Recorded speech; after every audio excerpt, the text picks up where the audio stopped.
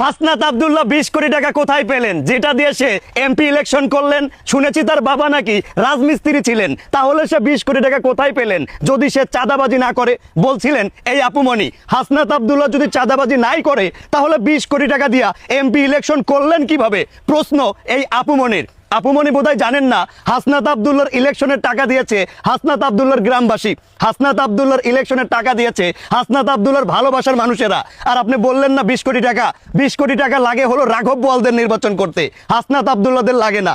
হাসনাত আব্দুল্লাহর একটা বক্তব্য ছিল, হাসনাত আব্দুল্লাহ একটা বক্তব্যে বলেছে না, টাকা দিয়ে যদি এমপি ইলেকশন করি তাহলে তোর সুবিধা পাবেন না, বিনা পয়সায় এমপি বানাইলে বিনা পয়সায় সার্ভিস পাবেন, বলেছিল হাসনাত আব্দুল্লাহ।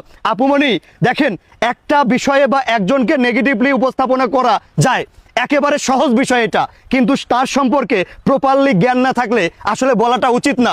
এতে করে আপনার ব্যক্তিত্ব নষ্ট হবে।